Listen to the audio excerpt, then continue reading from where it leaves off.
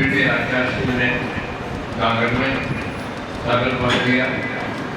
लेकिन मेरे सूत्र था विचार अविरति प्रमाण पंचायत योग से बंद होता है। फिर आचार्य ने बताया था कि स्थिति बंद और अनुभव बंद योग से और कषाय से होता है।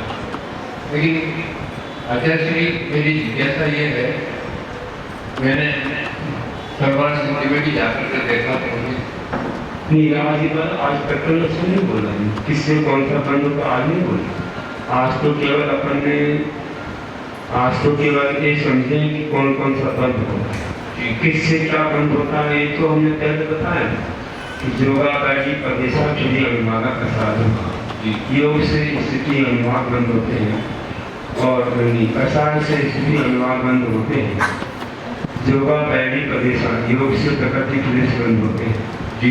और हाँ, मेरी जिज्ञासा ये है कि इन दोष तो होते हैं, लेकिन मिथ्या प्रवृत्ति और प्रमाद से जब इन दो से योग से और कषाय से वो बंद होते हैं इसलिए अनुभाग, तो फिर इन तीन से क्या होता है?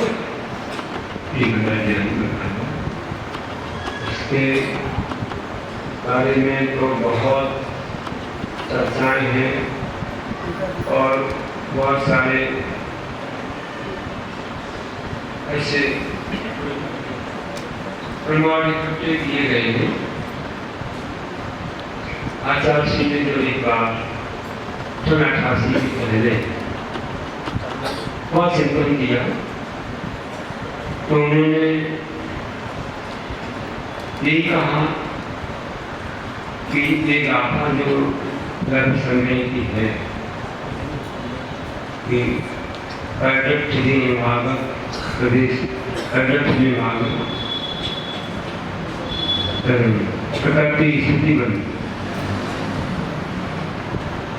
ये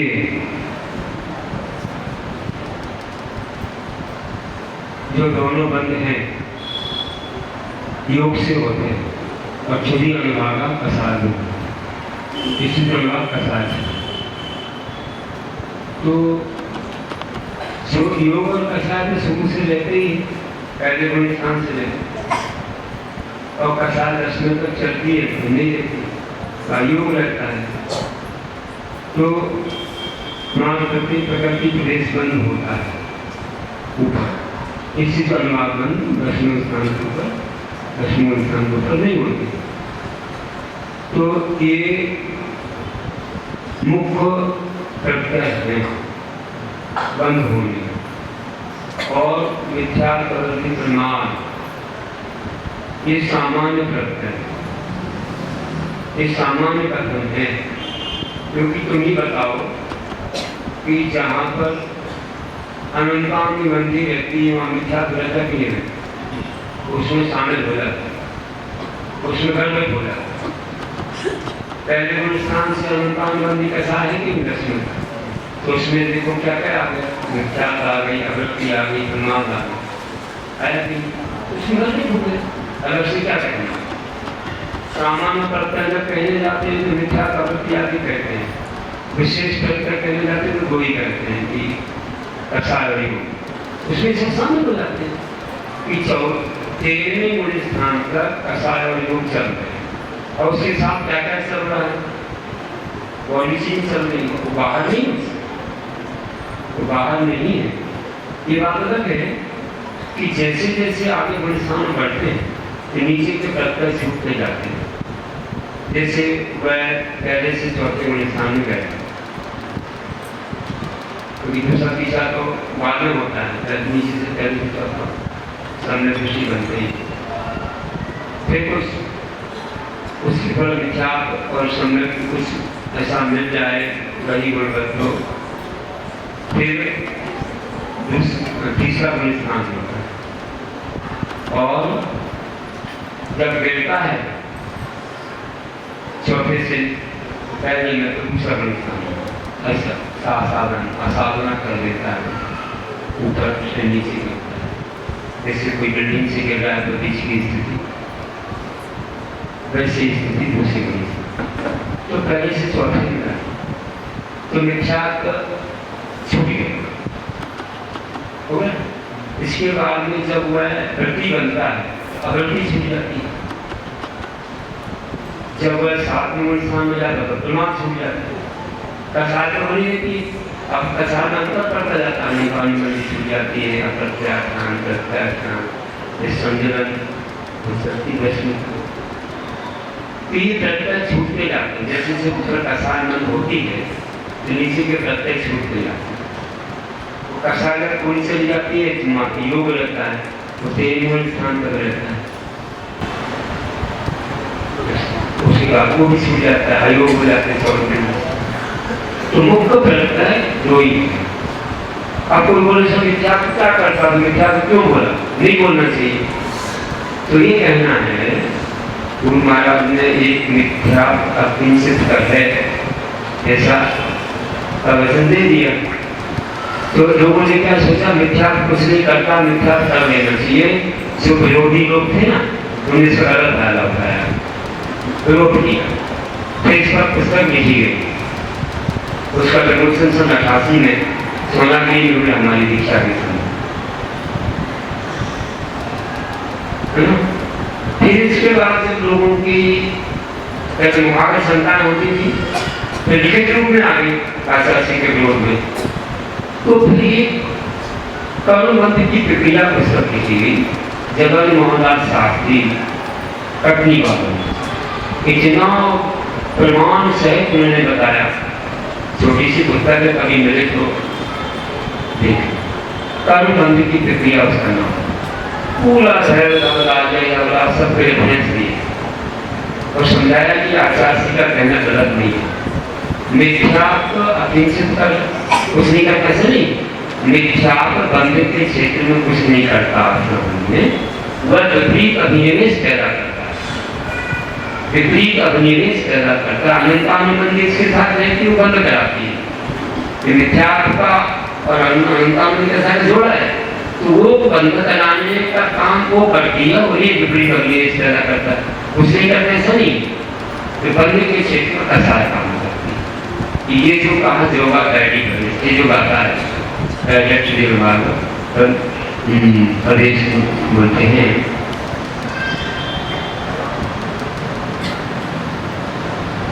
तो इसमें हमने बताया कि 4 प्रकार के बंधों में योगा पहली प्रदेश, योग प्रकृति प्रदेश बंद करते हैं और फिर लगवा कसाय होंगे, वैसे भी लगवा कसाय हो। तो ये बात क्यों बोली, ऐसे ही 2 सूत्र आए हैं 8वें अध्याय में। एक आया है कसायती कसायव्याप्ति प्रति कर्म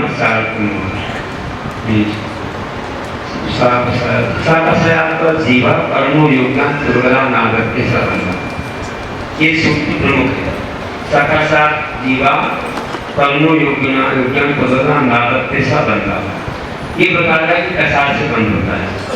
और एक सूत्र बाद में आ रहा है, सर्व को योग विशेषता सूक्ष्म क्षेत्र सर्वात प्रदेश प्रदेश। तो ये 2 सूत्रों से समझ लो कि कसार और योग से कर्म बंद थे। ये 2 सूत्र बता देते हैं। तो फिर पहला वो सूत्र क्यों कानून वो सामान्य प्रथा है, सामान्य से बात है। अब हम सामान्य का आपको उदाहरण सुनाते हैं कि एक जगह एक राजा के सामने सम्मान हुआ, किसी व्यक्ति का सम्मान हुआ। सम्मान किया किसने, मंत्री ने, संतरी जो भी थे, सम्मान ने किया। राजा को सम्मान नहीं करना, राजा तो अपनी गद्दी पर बैठा है। कहा क्या जाता है कि राजा ने सम्मान, राजा सम्मान, राजा ने सम्मान नहीं। ये समझे, ये राजा राजा को करेगा, सामानों के सम्मान वालों के कहने क्या आता है, राजा ने सम्मान। उदाहरण नहीं, कहने में राजा से सम्मान मिला, किया किसने, मंत्री ने। ऐसे बंद हुआ कसाय से, कहने में विख्यात ने बंद की, वो सामान्य प्रत्यय है। कहने में कुछ आता है, करता कोई और कोई करता। विषय कहना बहुत सूक्ष्म है। अगर आपने पूछ लिया समझा दिया, लेकिन आप इसको तो आपको दो पुस्तकें पढ़ना पड़ेगी। एक मिथ्यात्व विकसित कर है और कर्म की प्रक्रिया, दो पुस्तक पढ़ोगे पूरा। अगर ज्ञानी रहोगे तो समझ जाओगे, नहीं तो उसी में उलझ जाओगे। ये भी कहा है उसके लिए बहुत आदमी का ज्ञान चाहिए, तो दो पुस्तकों को हम समझ सकते।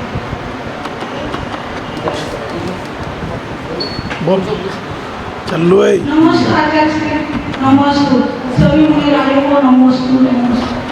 आचार्य मेरा प्रश्न है कि पाप से घृणा करना चाहिए, पापी से घृणा करना चाहिए? क्या बोला? पाप से घृणा करना चाहिए कि पापी से घृणा करना चाहिए? बैठ जाओ।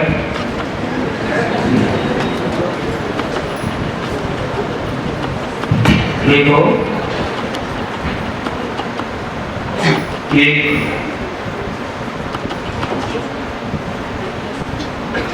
बात ऐसी होती है कि वैसे छोड़ा जाता है पाप को भी, पाप ही बुरा है, लेकिन पापों के संयोग से वो आत्मा भी बुरी हो जाती है। पापों के संयोग से आत्मा भी बुरी हो जाती है, तो वो पापी कहलाती है। अब पापों से तुम दूर भगोगे तो पाप तो तुम्हें दिखते नहीं, दिखते तो पापी, दिखता तो पापी है ना। पाप तो तुमसे कुछ बोलते ही नहीं, वे तो आत्मा बंध को प्राप्त हो गए। लेकिन सामने वाला जो पापी है वो दिख रहा है, वो तुमको बिगाड़ देगा, वो तुमको बुरा बनाएगा, वो तुमको अपने मार्ग में ही खींच के लाएगा। तो किससे बचना? पाप तो अंदर दिख रहे क्या, उनसे बचना है। वो पापी से बचोगे तभी ना तुम पापों से बच पाओगे। पाप बुरे हैं, ठीक है, मैं पाप नहीं करना, लेकिन पापी की संगति भी नहीं करना। पापी की संगति करोगे तो पापी बन जाओ। घृणा तो उसके पास से, अगर वो पापों को छोड़ दे तो हमें उससे कोई मतलब नहीं, हमें मतलब उससे कोई विद्वेष नहीं। जब तक वो पापों को अपने अंदर रखे हुए है तब तक उसी संगति से दूर रहना पड़ेगा, क्योंकि वह अपने तरफ खींचेगा, तुमको भी पापी बना देगा। वो पापों को छोड़ दे, बात नहीं, अच्छे से संगति करो। हमें वो आत्मा से कोई ये नहीं है, जब तक पाप है तब तक की घृणा है, और जब पाप नहीं है तो कोई ना। जैसे बर्तन है और बर्तन से बदबू आ रही है, तो बोलो बदबू से लो, बर्तन से मत लो, तो कैसे हो जाएगा? बदबू बर्तन से अलग है क्या? जब तक बदबू है तब तक बर्तन को दूर नहीं करना पड़ेगा। अरे तो बदबू को अलग है, बर्तन अलग है, बर्तन को लो, बदबू से लो, ऐसा हो जाता है। तो जब तक बदबू नहीं जाएगी तब तक बर्तन को दूर रखना पड़ेगा। उसको मानो पहले, बर्तन तो अच्छा है, बर्तन बाद में काम आएगा, लेकिन जब तक बदबू है तब तक काम नहीं आएगा। फिर तो आप यही कहोगे कि भैया व्यक्ति तो शुद्ध है, आत्मा में शुद्ध है, ऊपर से कपड़े अगर 16 के हो गए तो क्या कर रहे हो? ऐसे काम कर लो जैसे 16 वालों से करते हैं। 16 वाले भी शुद्ध लगी क्या? उसी बात चले जाएंगे क्या? तो जब तक अशुद्ध है तब तक गुरु रहना पड़ेगा नहीं। फिर आप क्यों नहीं आने देते मंदिर में? क्यों अभिषेक करने देते किसी को भी, महिलाओं को, किसी को भी? क्यों? उनकी मर्यादा ऐसी है। जब तक वो कर्म है तब तक हमें उनको कैसा व्यवहार करना पड़ेगा नहीं। ये तो एक मोह होता लोगों का कि अरे मेरे व्यक्ति हैं, मेरे ऐसे हैं, उनका कोई पाप कर्म हो तो उस आत्मा से क्यों बुराई कर रहे हैं? तुम आप उसका पक्ष इसलिए ले रहे हो क्योंकि तुम्हारा मोह है।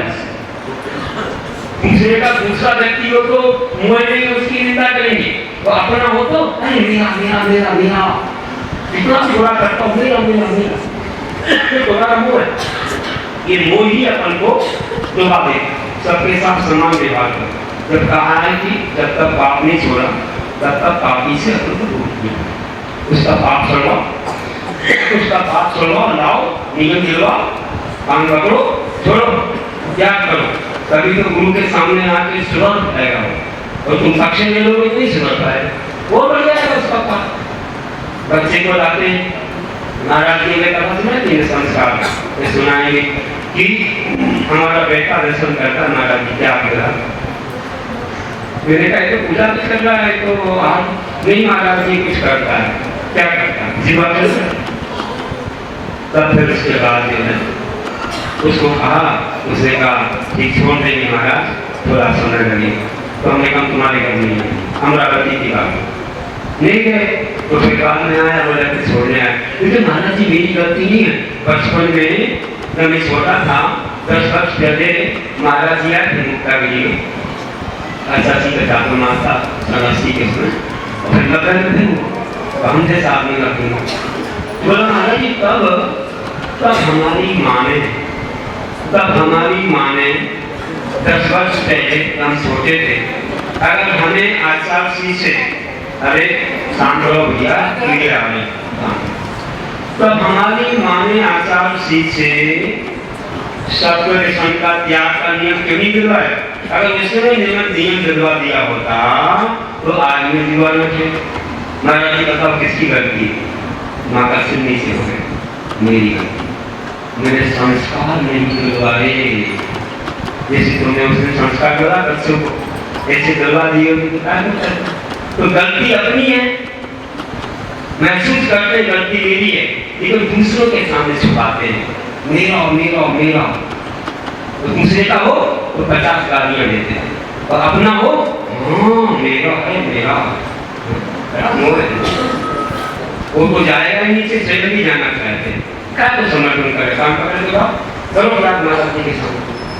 तो ये चीज गलत है। तो पापी से गुनाह होगी तब तक पाप नहीं छोड़ेगा फिर छोड़ने का तो कोई नहीं। ये निश्चय से तो नहीं है क्योंकि आत्मा तो सबकी कर्मों से रहते निश्चय से तो शुद्ध है लेकिन व्यवहार से तो शुद्ध है। अगर चोरी करता हो तो क्यों उसको जेल में ले जाते डंडे क्यों रखते उसको। अरे उससे मतलब उसकी आग उसकी कर्मों को मारो तो कर्मों को निकाल के मारे उसको ना मारे। बड़ा 6 साल का बात है बड़ा न्याय नीति कर्म को मारो उसको मत मारो उसको जेल में ले जाओ उसके कर्मों को निकाल के ले जाओ। क्या बात करते हैं। चलो बैठो शाम